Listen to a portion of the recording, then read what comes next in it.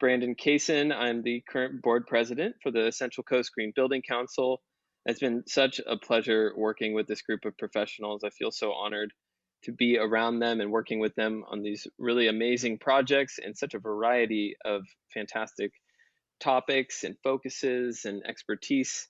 Tonight, we're going to get to hear from Paul Poirier, who has an architecture firm in Santa Barbara, Paul Poirier and Associates.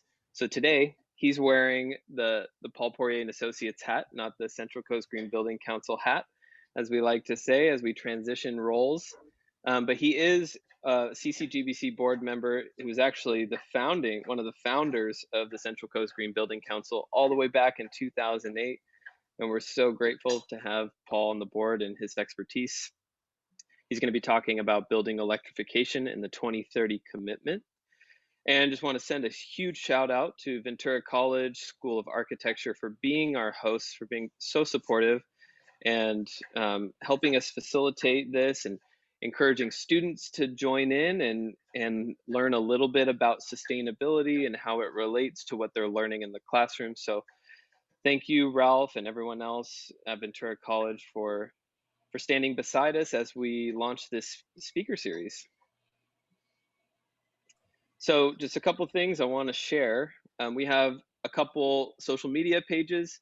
If you use Instagram, give us a like, follow us on there. Eva, our admin, has done an amazing job with our social media platforms. We would love to engage with you. We would love to hear about what programs you're putting on to see how we can support what you're doing and vice versa. All of these presentations for the Ventura College Speaker Series are hosted on our YouTube page. There's a link here. If you just type in Central Coast Green Building Council into YouTube, it should bring you there as well. We have 3 regional councils. So the CCGBC covers San Luis Obispo, Santa Barbara, and Ventura counties. We have regional council meetings that happen in each of those counties. So if you would like to get involved, send an email to Eva at admin@ccgreenbuilding.org. We'd love to get you plugged into that conversation, whether you want to volunteer or just hear about what's going on in your county. It's a great opportunity to engage with us as board members, as well as others in your community, to get on the green building train.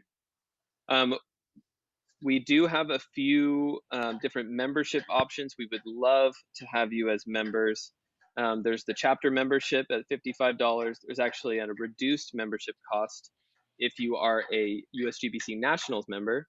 And then we have emerging professionals and student membership at $25 and $15.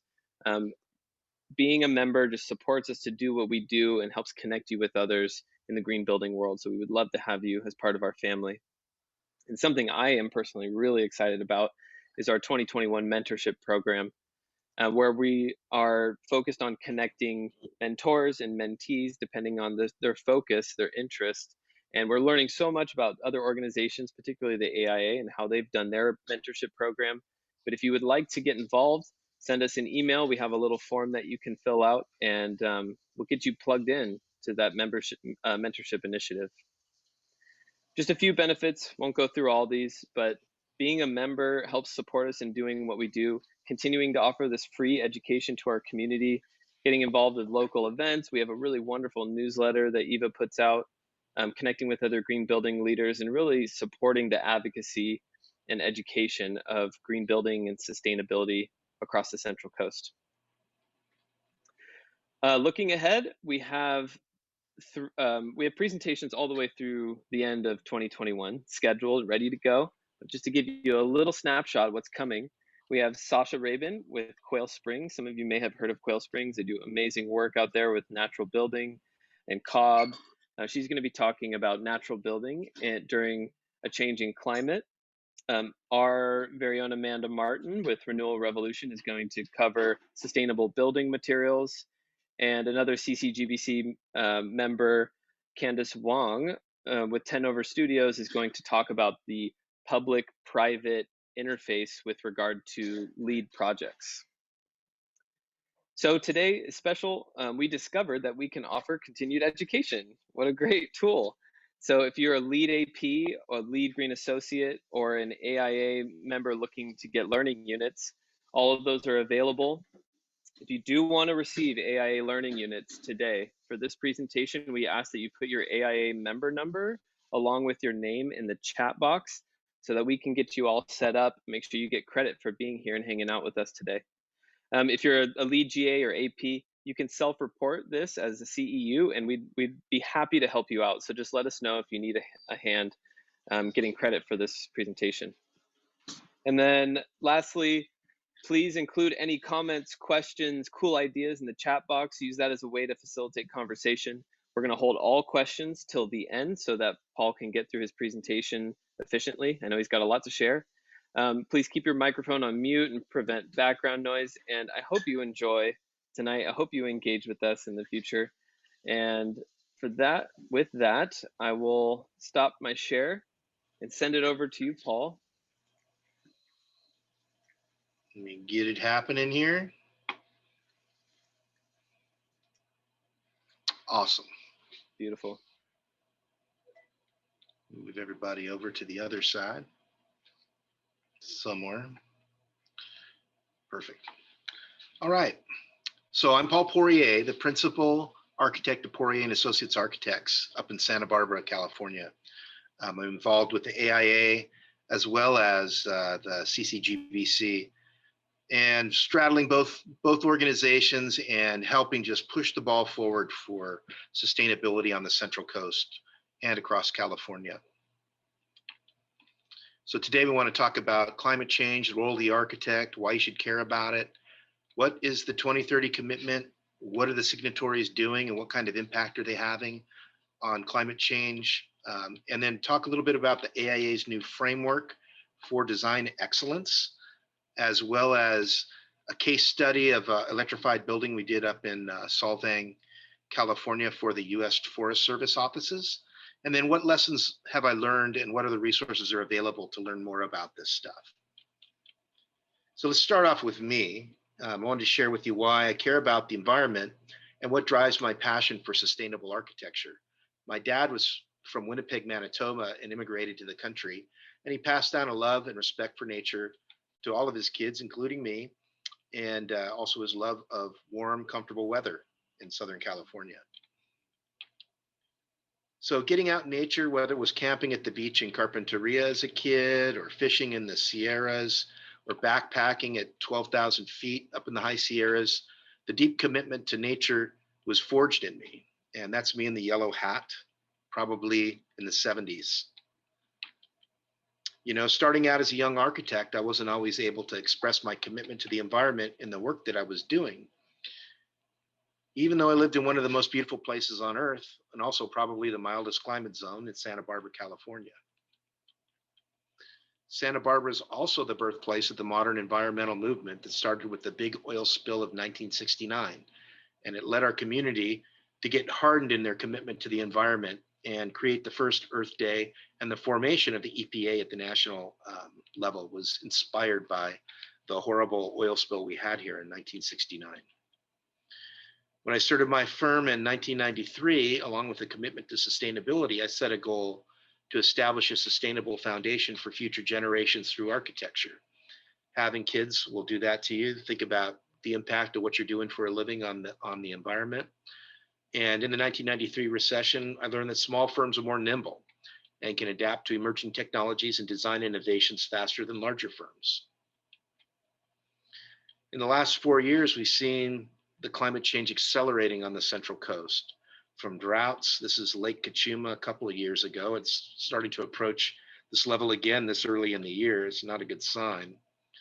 Record-breaking wildfires, intense thunderstorms like we haven't seen in the last 4 years. This is the Santa Barbara Harbor. The Thomas debris flow, another kind of unusual geological event that we had here in Montecito, California.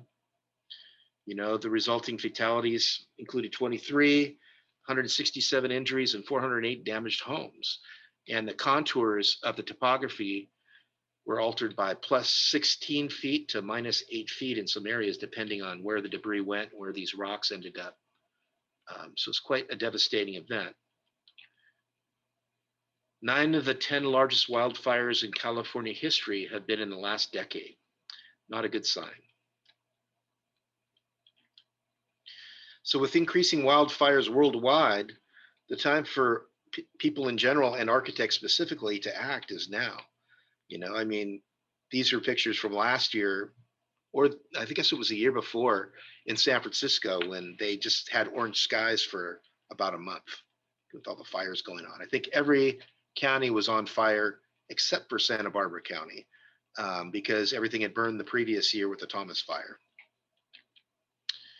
So when I was here working in town in Santa Barbara in the early 90s, people started recognizing that climate change would be a problem, especially if you live along the coast. And so we started looking at what happens. Some people did this art project. What would happen if the sea level rose 7 meters? So they did a study to show that through downtown. They got approval from the city to paint a light blue line artistically through all of our downtown, and it got approved. When they started painting it, some people who lived on the wrong side of the blue line threatened to sue the artist. So he removed his art project from existence. But Ed Masria has a bunch of photos of different cities around the United States with smaller sea level rise, but it's going to be an ongoing concern for coastal cities. Also, in the late 90s, early 2000s, the Community Environmental Council did an incredible document that shows a planning strategy to transform our local economy on the Central Coast off of fossil fuels and toward renewable energy resources. And I believe this is on the Community Environmental Council's website. But it shows how we use all of our energy and where it comes from. So this document is incredible. They used 2005 as the baseline, and they showed on the left all of the raw fuel sources, and on the right, how those sources are being used by building sector or transportation sector, industrial or commercial or residential, how much of that energy is lost and how much of it is useful energy, and whether it's coming from wind, solar, small hybrid, geothermal, nuclear, natural gas, aviation fuel, diesel, or gasoline, compared with the year 2030. So from one to the other, you can see on the left-hand side, a very small dark green bit of renewables at the top versus the goal of having a robust renewable portfolio and kind of weaning ourselves off of fossil fuels, which are creating a lot of the climate change problems. And also in doing that, we're greatly reducing the dark blue on the lower left, which is lost energy in the form of heat that comes from combustion, and reducing that and using a higher percentage of the energy that's generated from the fuel sources. So this efficiency is a good scientific way of thinking about all of the things that we're doing. And today we'll talk about greening and kind of improving the useful energy for the residential and commercial building sectors. Of course, the UN is behind it. In 2018, they did a report saying that we had to limit global temperature change to 1.5 degrees Celsius, or it's just going to be a real big problem. So I think generally accepted by most people that are based on respecting science, I would say. So buildings generate 40% of annual greenhouse gas emissions globally, mostly in urban areas. And a quarter of those emissions come from embodied carbon, the carbon emitted over the life cycle of the project, including construction and material manufacturing. And accounting for embodied carbon is increasingly important because of the energy that goes into spending it on the materials up front. So there's operational carbon generation and the embodied carbon. We have the tools to drive down operational carbon through energy efficiency. That work starts with design strategies such as passive design and more energy efficient design. So with the AIA published the work of Ed Masria, that fellow up on the right. I heard he's getting the gold award from the Institute for his efforts relating to climate change this year. And they published the 2030 challenge, which is a challenge to architects to start reducing the amount of carbon that their buildings were generated. In 2009, they established the AIA's 2030 commitment, where you could sign up to say, I have an architecture firm and I want to reduce the amount of carbon that I'm generating and work towards getting it down to the minimum by the year 2030, where my portfolio will be generating buildings that are net zero energy. And just 2 years ago in 2019, I had the honor of being a co-sponsor of the resolution that passed at the National Convention.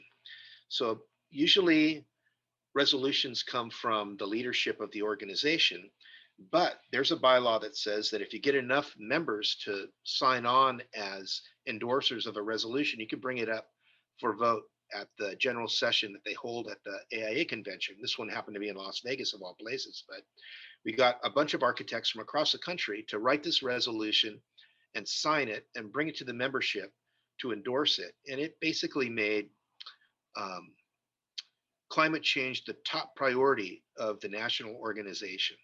And they have embraced this mandate from the members and have made it their main priority to address climate change, which is awesome, I think. And they had a vote, and it was something like 3,600 to 230 against of the members that represented chapters in different chapters across the country. So there were a few naysayers that will be alienated by the AIA's direction, but all the people that voted for it were overwhelmingly supportive.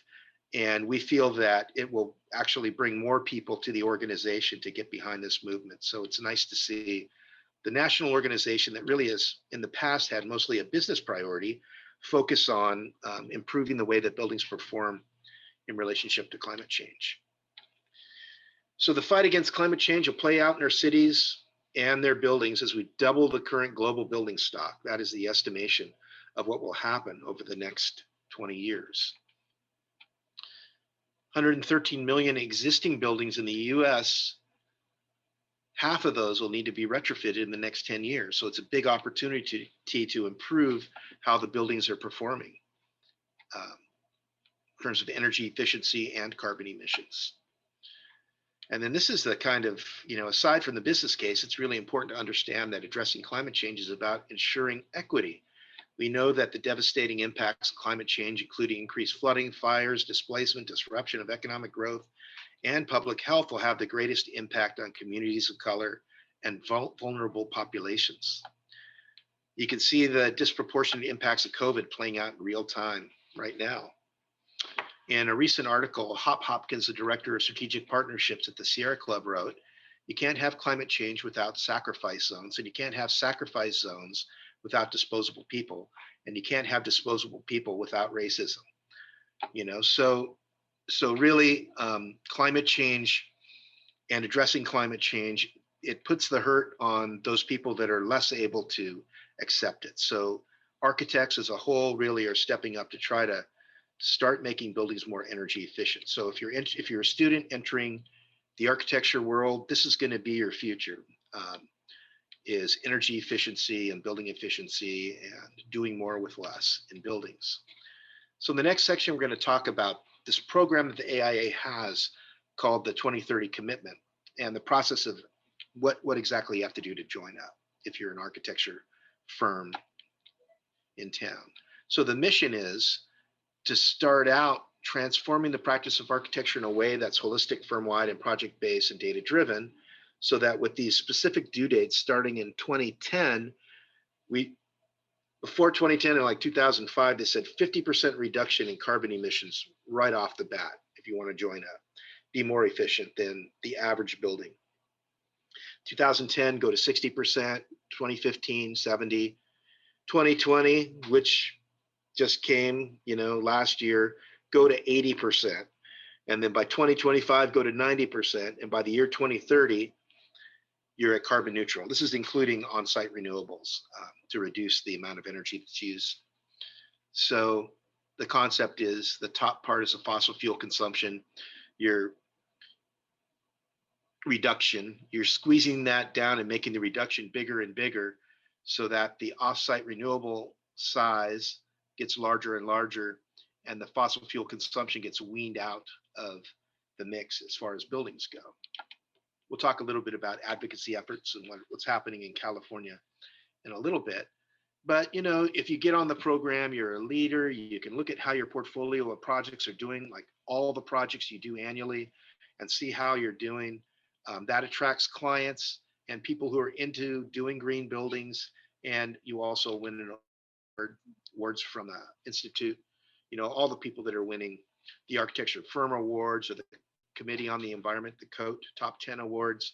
They're all signatories because they're participating in this program and they're able to see how they're doing and they're able to tweak things within their office or how they design buildings to make the buildings a little more efficient. So the 5 steps: sign a commitment to say, you know what, our whole company is down for this. We're going to do it. You create a sustainability action plan for your office in terms of your operations. You try to meet the targets for the 2030 commitments, which are pretty stringent right now. And you report all of the projects you do in that year to this database on how much better than the average building, how much better than code your projects perform. And then you can look year to year at how projects are going. You can get a new project and set an ambitious goal for the energy consumption for that. And then you come back and review and update your sustainability action plan as you go along. So first off, you make a commitment, you get the leaders of the company. If you're an employee or if you have your own company like me, it's easy. I write the letter and go, yeah, I'm down for that. I did that in 2010 when we first signed up for this program.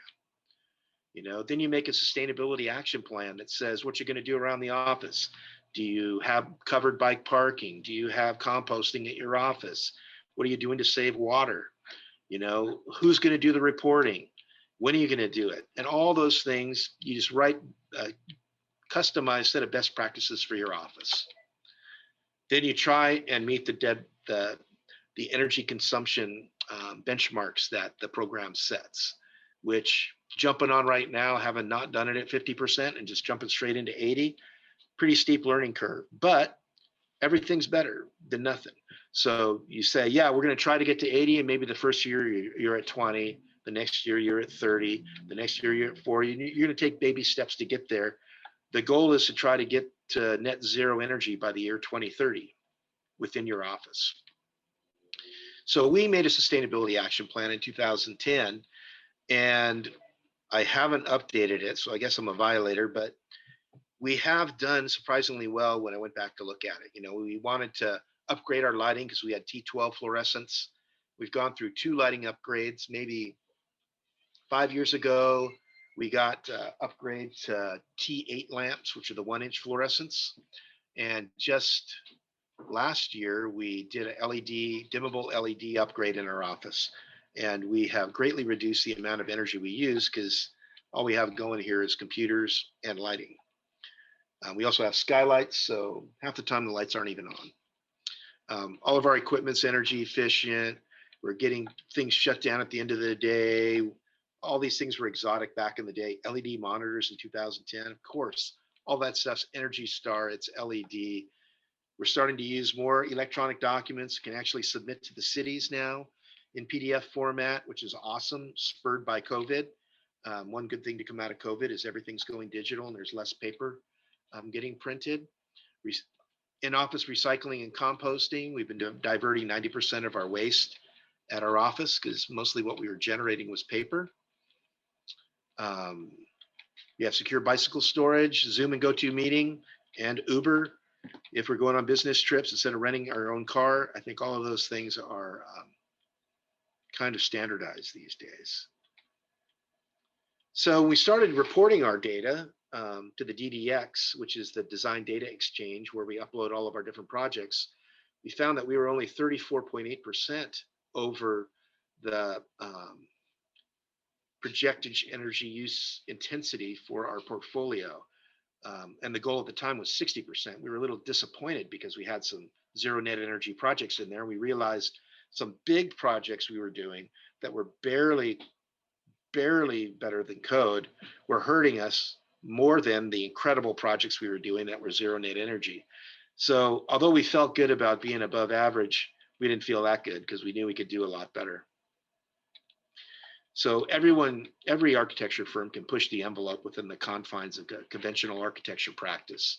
The overall strategy is to reduce the building energy use, push these numbers down as much as you can from each one of these different areas to minimize the energy use from the average on the left to the greatly reduced on the right, and then offset that energy use with the on-site renewable like solar PV.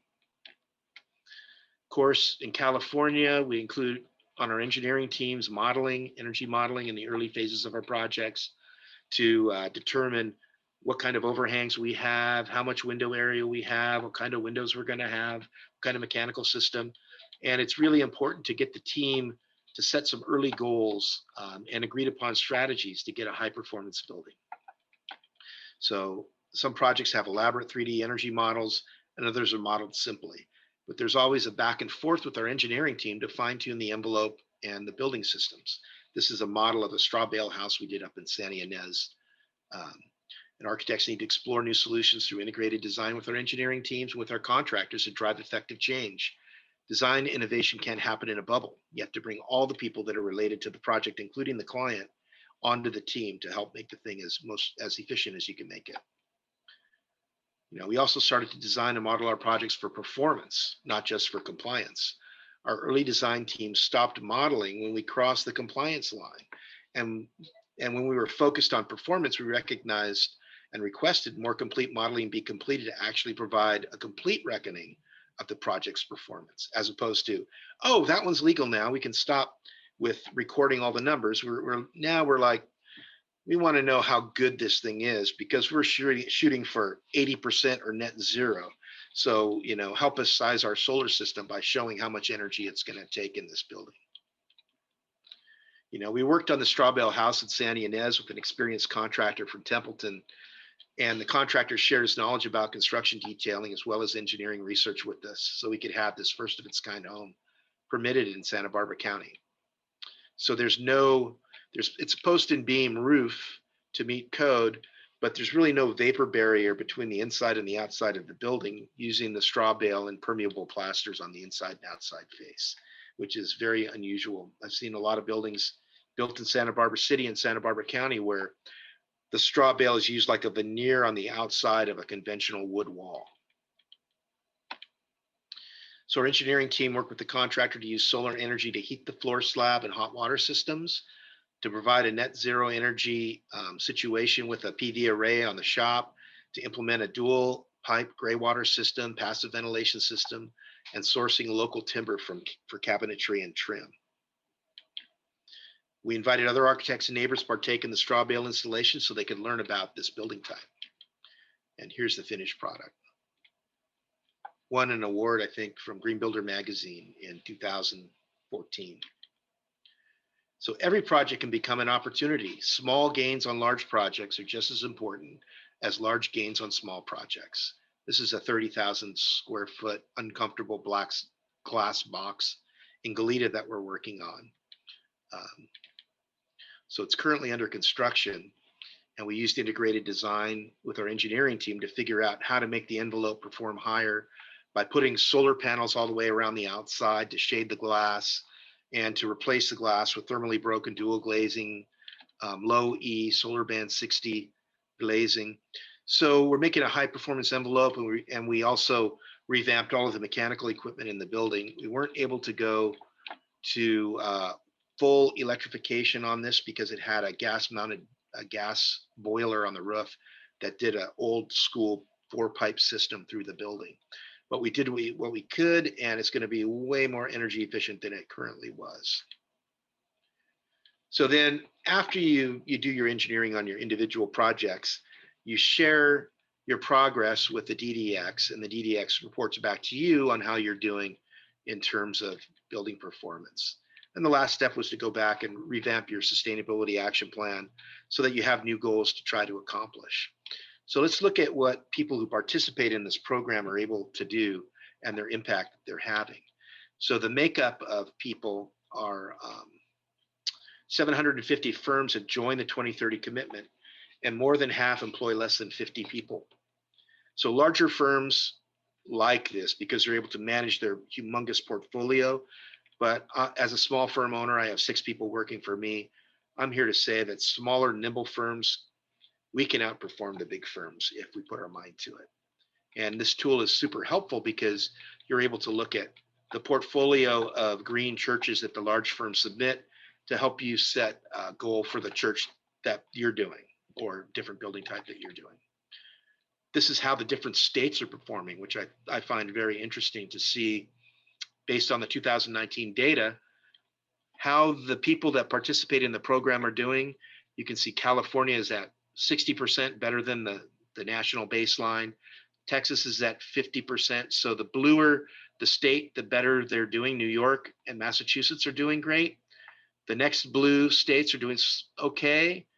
And then the dark green, also okay. And everyone's doing pretty good. But California, I think, is killing it at 60%. Then worldwide, this is the distribution of projects around the globe. So some firms have projects overseas that they're working on. Some overseas firms are starting to use the tool to report their data. So it's becoming a global database of energy performance based on building type and what is possible, which is awesome. So the designs reported from 2019 alone are projected to avoid the same amount of carbon as sequestered by a 26.4 acre of forest in an entire year. 50% of the reported whole building gross square foot, with 50% of everyone who reported met or exceeded the 70% PEUI target for 2019. So it's possible to do buildings that meet the challenge.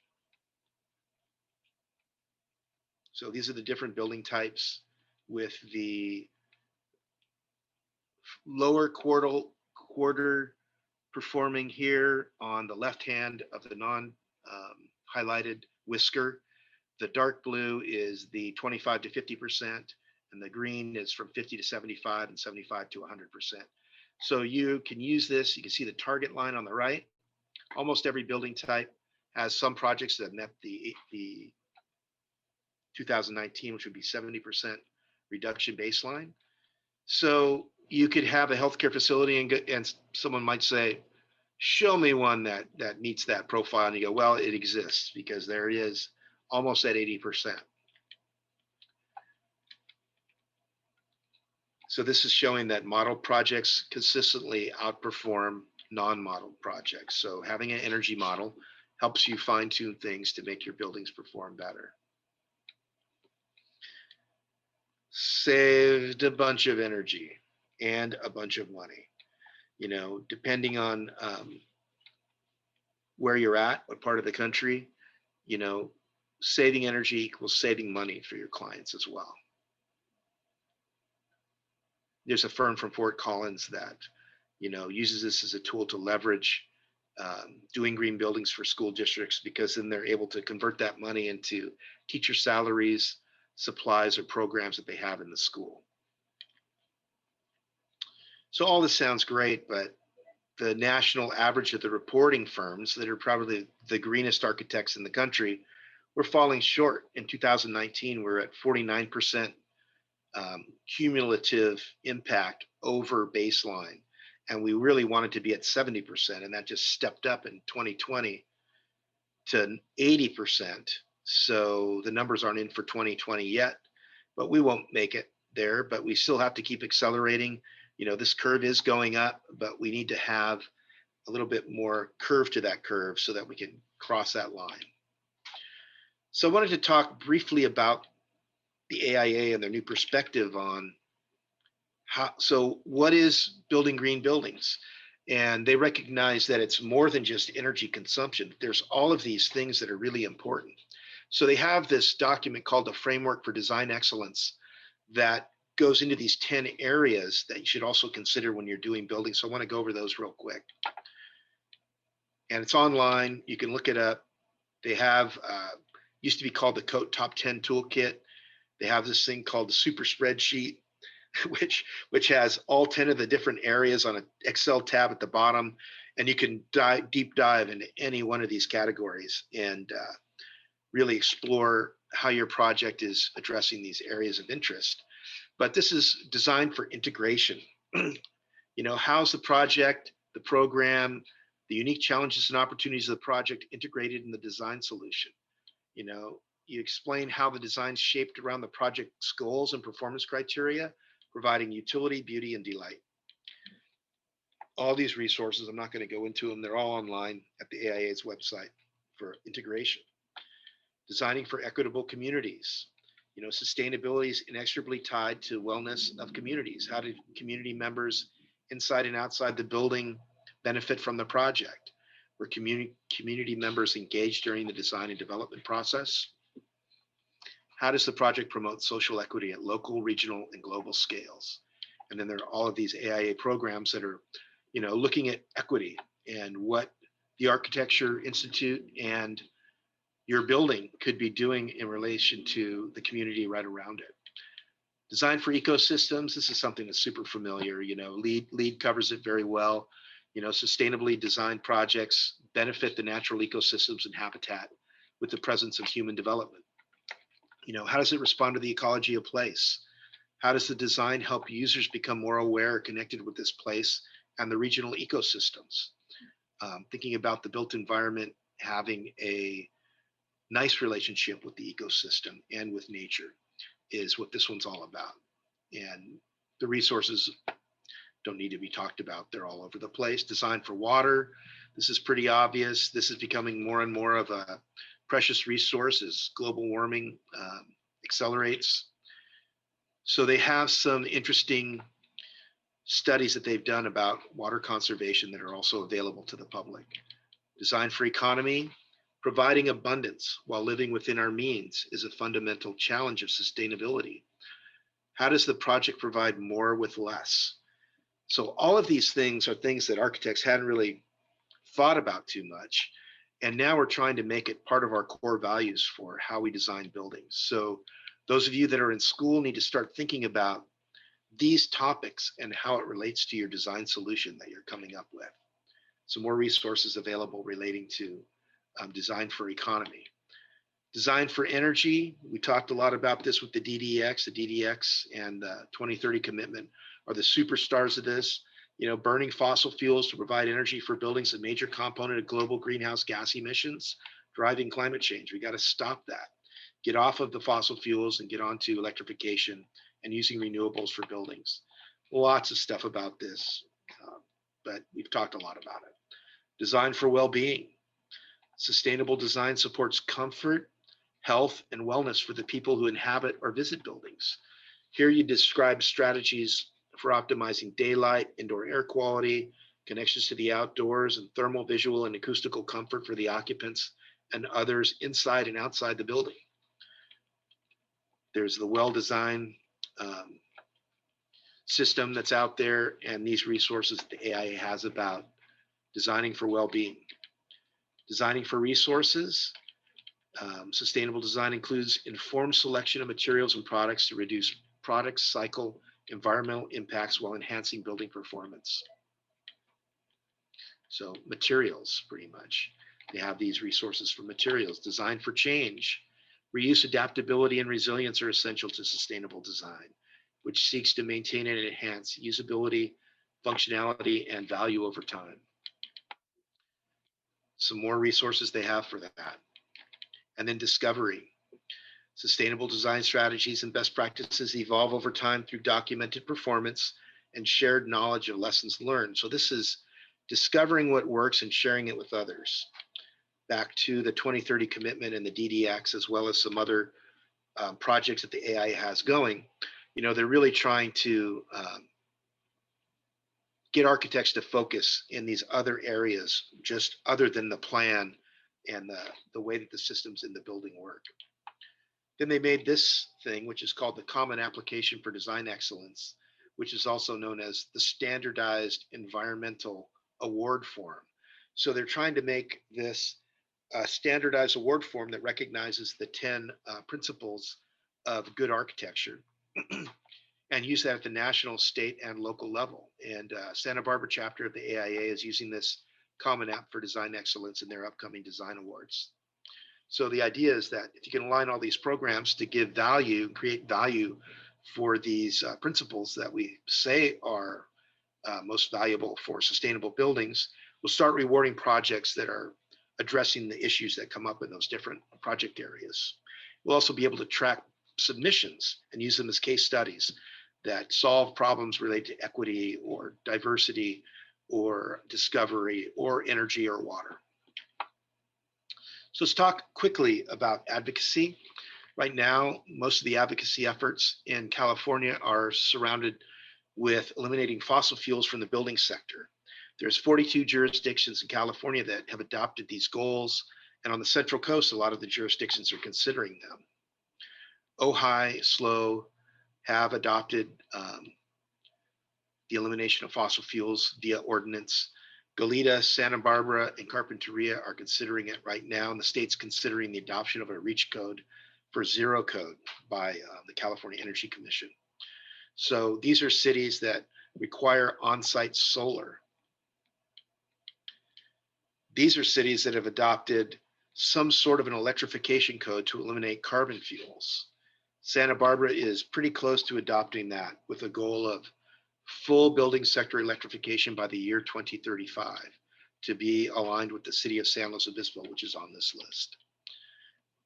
So there are some cities that are looking to zero energy buildings. So that would be 100% clean power plus all electric buildings. And so these cities, these 10 cities have adopted a zero energy standard, and San Jose and San Francisco are close to doing that. So statewide, this stuff is actually happening. Then people are like, oh, it's impossible to meet the 2030 challenge or to do an all electric building. But this is a project we did in Solvang, California. I want to run through super quick to talk about how it can meet the 2030 challenge. We weren't able to get all the way to net zero with no carbon fuel, but we certainly eliminated all the fossil fuels in this building. So this is the building built. It got finished, I don't know, maybe 3 months ago, something like that. So let's first talk about water heating. What's the difference between using fossil fuels and non-fossil fuels? Getting an electric water heater. This is a standard electric water heater. We needed a fast recovery because we have a bunch of showers in there for the people that work in the Forest Service and get in there from the backcountry covered in poison oak. They need shower off. There's heat pump water heaters now that are all electric. And the major difference is it uses more electricity, but it does not have a flue pipe and does not have a burner in the bottom, and it does not need combustion air.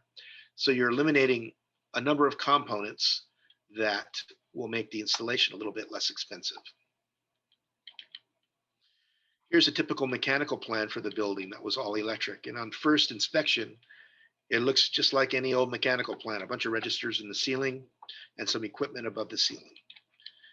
But it has one of these, which is an energy recovery ventilator. So it takes warm in the wintertime or in the summertime, warm fresh air from the outside, goes through this heat exchanger and pumps fresh air to the inside of the building that's been pre-cooled in the summer, preheated in the winter. And it takes cold, stale air from the inside in the summer and exhausts it to the exterior after transferring the heat from the cool from the incoming air in this heat exchanger box. So it's a more efficient way of bringing fresh air into the building without just opening the window and letting the outside temperature come in. You're tempering it before it enters the space. So this is how it would work in a house. It works similar in an office. So you have the ERV in some part of the location, bringing fresh air from the outside and pumping air out through the exhaust and bringing the fresh air into bedrooms and living spaces while sucking the air out from areas that might have high humidity, like in a bathroom or in a kitchen area in a home. So this is that same plan we looked at, but I showed the ERV in green with the ERV supply lines. I missed a few, but you can see that the ERV is bringing fresh air in little micro ducts. These are 6-inch diameter to these little breakout rooms or this conference room or these little individual offices over here. And then it has little returns shown in light purple that bring the air back to this energy recovery ventilator. So it's just for fresh air, no heating or cooling. And you're like, well, how do you heat the space in each room? Well, we're using a split system with a fan coil and a heat pump. So there's a heat pump, a couple of heat pump units outside, 2 on the ground, 1 on the roof, that use these fan coils that provide the heat. So we have ducted fan coils for large zones. So here's a big one, pumping out a lot of heated air, sucks air from the space and distributes heated air to the space with no outside air because the outside air is coming through a different system. And then there are these cassette fan coil units, like the one over on the left, that is just something on the ceiling that shoots air out around the edge, sucks air in the middle. So it's just one unit controls temperature, one unit controls fresh air. A little bit different way of thinking about it. But what we can do, this is what a fan coil looks like. It sucks air in through a filter, goes into a fan, pulls it across a heating or cooling coil, and it changes from heating to cooling as needed. And then it blows the air back out into the space. But here's what's so cool about it. With these VRF systems, variable refrigeration flow, you can have the heat pump outside. In one room, the unit can be off because it's not occupied. In one room, it could be getting heat because it's cold. Another room, it could be cooling all at the same time. And the technology circulates the minimum amount of refrigerant to obtain the perfect comfort with the thermostat in each room. So here's the fan coil unit, what it looks like on the ceiling. Here's what a larger ducted fan coil unit looks like. It's a little box on the ceiling that blows air into these ducts and distributes it to a large zone. So let's look at the energy calculations on that building. The far left describes what the energy is being used for. The second and third columns show electrical use for a standard design or a proposed design. So the standard design was 45 megawatt hours, and the proposed design is actually higher than the allowance for the proposed design, because over on the right in column 5 and 6, the allowance for natural gas use in the code is 86.9 megabtus, and we use 0. So we went over the allowance for electrical, but we have no use of gas.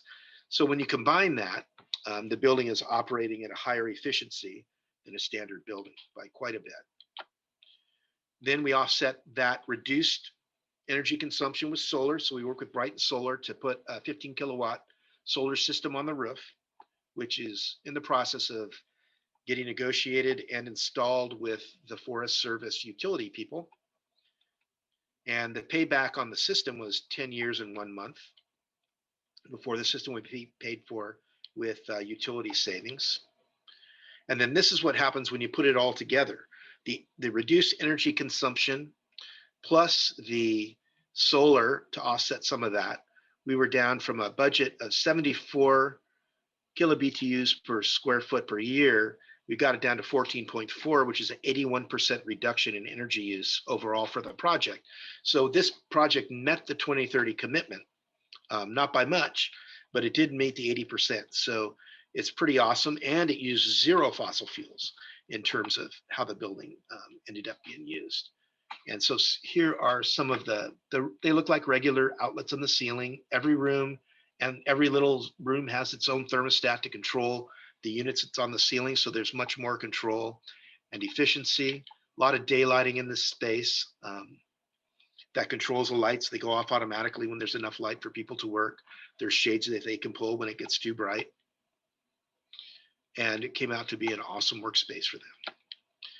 So here's the last, so we talked about water heating, we talked about space heating. Let's talk about the last component to use gas, which is cooking. So cooking electrification, this was a study done by the Sacramento Municipal Utility District. And they said before people ever cooked on an induction cooktop, was it 79% had a negative attitude towards it, but after they did it, 91% had a positive attitude about it. And the reason is water boils in 4 minutes on an induction cooktop, and it takes about 8 minutes on a standard gas range. And these induction cooktops are nothing like the cooktops that used to be all electric that I had in college when I was in Cal Poly. And surprisingly, the top 10 rated cooktops for 2018 were induction, based on Consumer Reports review of cooktops. And another negative about a gas cooktop is air pollution inside your house. And actually, if you cook a full meal inside a home and it's not radically ventilated, you'll exceed the air quality standards for exterior air for nitrous oxide. And it's like, how can you use it in a commercial use? There are chefs using these in production kitchens who love them. And actually, McDonald's and Wendy's, of all people, are going all electric on their facilities. So if these guys are seeing it as a viable option, clearly our green clients should buy onto induction cooktops and going fossil fuel free for those uses. So what lessons did we learn from doing all of this kind of research and exploring over the last 10 years? I've been doing the 2030 commitment. You want to design for performance, not just for compliance. Don't stop precisely at the finish line. Run through at full speed and see how fast you can go. Design zero net carbon buildings. Get the fossil fuels out of the buildings. Every building is an opportunity, whether it's a large project with a motivated client or a small or large project with a non-motivated client. You can make a big difference in their bottom line just by making it more energy efficient, and everybody wants to save money. You know, how can you tell how you're doing without having a speedometer or having the 2030 commitment to gauge your portfolio and see how you're doing and make adjustments?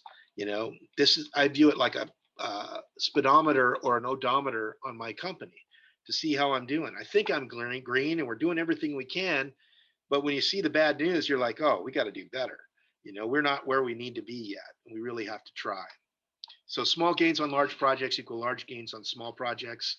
When we changed our attitude on this, we'd say, oh, we have our green client. That one will be net zero.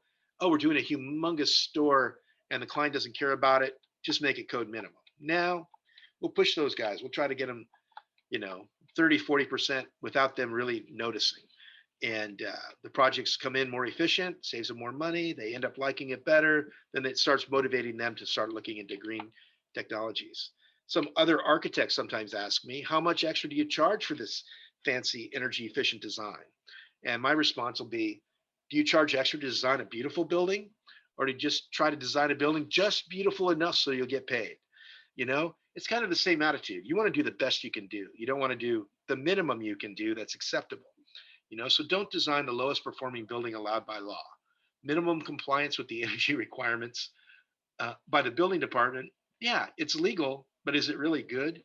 And so I'm happy to see the AIA wrapping that into their whole design awards program and try to teach architects about how to do buildings that better and better so that they can really acknowledge that sustainable building is good for everybody. So here are some super quick resources that you guys can go to online. There's the Design Data Exchange, the AIA 2030 commitment online, the Framework for Design Excellence. That was the 10 elements that we were looking at. There's Architect's Guide to Building Performance, Zero Tool by Architecture 2030, Target Finder by the EPA. So all these things are great. I'm sure this will get posted and you'll be able to look at them later. There's the Building Performance Guide. The 2030 commitment by the numbers has an annual report of how the program's going and what the people who are reporting are able to accomplish. And I'm happy to say my company was one of 27 firms in 2019 that had met the 70% predicted energy use intensity reduction for 2019. So I'm really proud we were able to do that in 2019. Probably didn't make it to the 80% cut in 2020, but we're still crunching the numbers. They're due in 2 days and we're going to turn it all in. And then you can learn more at these websites as well. But thank you very much. Every project matters. This is the training ground for the next generation of architects. You guys that are in school, small firms are more nimble, can work together to have a big collective impact on climate change. So these programs are for all architects, not just big companies, not just small companies, but everyone's got to get up to speed to chip in to help solve this problem. So thank you very much. All right. Wow, that was fantastic, Paul. Thank you so much. I really enjoyed that. I feel like I've heard you talk a dozen times and it just keeps getting better. So I don't know if there's any questions. Yeah, so nothing specific that I can see. I mean, I have a list of questions, but I'd love to hear from other guests if you have questions for Paul. I'll just start it off real quick out of selfishness. How do you manage your own sustainability goals when clients are like, yeah, I'm not sure that's worth it. Is it a waste of money? I don't know, but you have your initiative. Yeah, I would say that surprisingly, I've had clients that are reluctant to hire me because they'd say, oh, you just want to spend our money on all this fancy stuff. And I just tell them, I can design normal stuff for you too. And when we get to talking to them, I specifically think of somebody who was in North San Luis County. I was working with on a home, um, and they were on propane, for example. So it's a fossil fuel, super inconvenient for them to fill the propane tank to cook or heat their house or heat their water with or their pool. And I was like, dude, wouldn't you like to just get rid of the propane guy and go independent? Use your independent streak, and we'll put solar out here, generate your own electricity, and put backup batteries. And when the utility cuts off the power, you know what? You just say, yeah, we don't even need you. We just like start running off of batteries. And they embrace that independence and freedom, and the fact that they're able to generate their own power on site and save money. It's like a win-win-win for everybody. I think back to one of my clients was Joe Scolari, who had Scolari's Markets up in the San Luis area and a couple stores down here in Santa Barbara and a bunch in Reno. And he was not a green-minded guy by nature because he was old school. And he's a grocer, like one of the most conservative profile people around. They basically do what's been done by other people to make sure they're doing the right thing. So all the grocery stores look at what the prices that other guys have, what they have. They are followers more than they are leaders. But when I asked Joe if he was up for saving a bunch of money by doing a super efficient refrigeration system on his store in Paso Robles that generated refrigeration, hot water, and space heating all in one unit, he was like, as long as it saves me money on the bottom line, my monthly expenses for refrigeration are sky high. Let's do it. And so we went for it. We designed him this like really radical system, not because I would never be able to tell him to do it, and he would never do it if I said it's good for climate change, but if it's going to have a payback, a long-term payback on a short-term expense, that's what he understands. And he's like, oh, it'll pay for itself in 10 years, and then I'm making money for free? Awesome, let's do it. And so, it's all how you approach it with people. And California is making us do efficient buildings anyway by code. So they've raised the floor quite a bit. Awesome. Thank you. Anyone else want to chime in?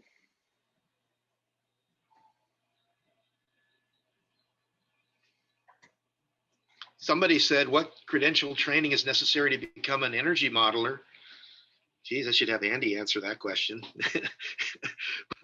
The software, I would just say that I'm an architect and I went to architecture school, which is very complicated. But I think energy modeling is a little subset that doesn't have this. You don't need to be an architect to do energy modeling. You need to have a math and science kind of background to be good at it. You could do it as an architect. Andy does it. But I know people who are interested in getting into this field that taught themselves how to do it, that are very skilled at doing it. So it's definitely something that's going to be a growing market.